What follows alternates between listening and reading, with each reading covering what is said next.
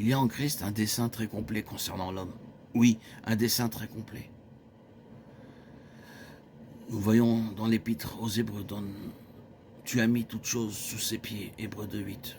En effet, ce n'est pas à des anges que Dieu a soumis le monde à venir, dont nous parlons, Hébreux 2:5, mais à l'homme. C'est un appel inouï, une vocation inouïe, pas moins que le gouvernement de ce monde, en union avec Christ, dans les âges à venir. C'est là une idée magnifique, une conception splendide. Mais quelle est la valeur pratique des conceptions et des idées merveilleuses qui se trouvent très loin dans les âges à venir? Après cette merveilleuse présentation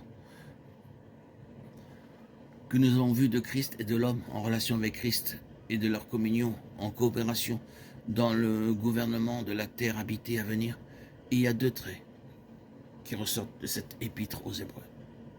L'une est qu'en relation avec ce dessein, Dieu a accompli maintenant quelque chose dans les croyants. Vous vous souvenez-vous d'Hébreux 12? Nos pères selon la chair nous châtiaient pour peu de jours, comme ils le trouvaient bon, et nous les avons respectés. Ne devons-nous pas, à bien plus forte raison, nous soumettre au Père des esprits?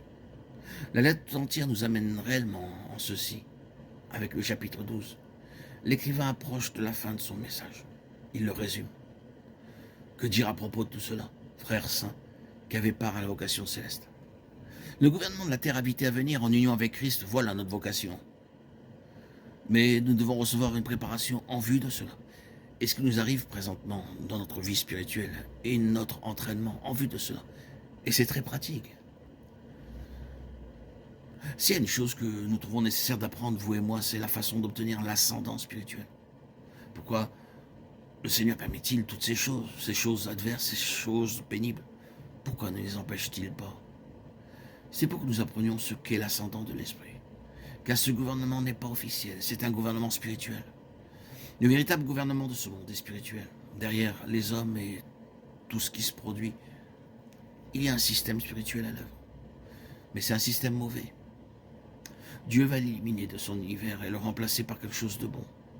Ce sera un gouvernement spirituel mais céleste. Et quand il y aura un arrière-plan céleste à ce monde, quel différent genre de monde ce sera?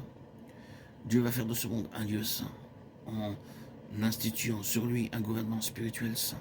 Et ce gouvernement-là va être confié aux mains des saints.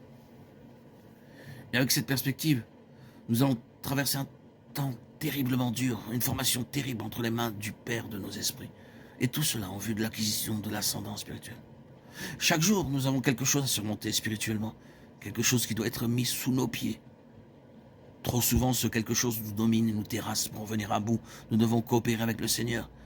Et notre entraînement consiste à ce que nous apprenions comment mettre cela sous nos pieds. C'est la mission du Saint-Esprit. Toutes ces paroles au sujet d'être puissamment fortifié par son esprit dans l'homme intérieur, Éphésiens 3,16, fort de la force du Seigneur, Éphésiens 6,10, 1 Pierre 4,11. Toutes les paroles semblables sont relatives à la question d'acquérir de l'ascendant spirituel et surmonter toutes choses. L'autre trait qui ressort de cette lettre aux Hébreux est cette note toujours répétée d'exhortation, d'encouragement. Persévérons. Il y a tant d'avertissements et de supplications. Pourquoi?